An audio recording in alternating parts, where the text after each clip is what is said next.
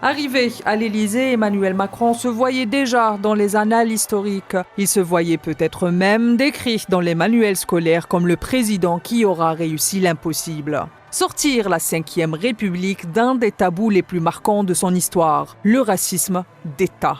Mais il semble bien que le destin ou sa pensée politique le rattrape en plein vol. Parce que c'est ce que l'Europe et le monde attendent de nous.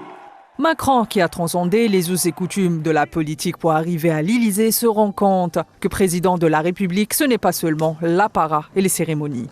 Et bien plus vite que prévu, Macron doit affronter les démons d'un régime en fin de vie. Mais son manque d'expérience en politique ne l'aide pas. Il faut le dire que depuis Chirac, les présidents français qui se succèdent à l'Élysée sont des administrateurs dans l'hystérie du verbe, balayés d'un revers de main des siècles de tradition politique et diplomatique.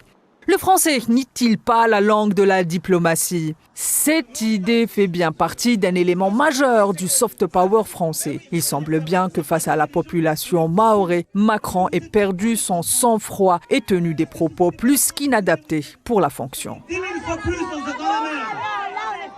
Pour certains, la colère a fini par gagner Macron, dont les nerfs semblent ne pas tenir le coup face à la vitesse des événements internationaux. Mais si on observe de près, ce n'est pas la première fois que ce genre de discours est tenu en Hexagone sous la Ve République à l'égard des Noirs, des Arabes et des musulmans, des minorités qu'on voudrait parquer dans des camps, dans des cités et peut-être même nettoyer au Karcher, comme le proposait un certain Sarkozy, sans doute en raison de l'odeur dont se plaignait Chirac.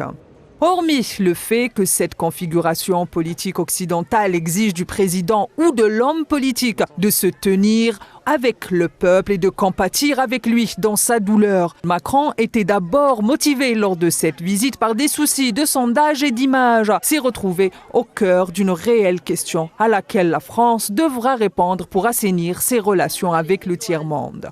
Le racisme d'État, cet héritier pernicieux de l'empire colonial, qui conduit à des dérives très graves sous la Ve République, mais surtout qui cède la gestion sociale à une extrême droite menée par le FN, qui, elle, est motivée par un esprit de vengeance.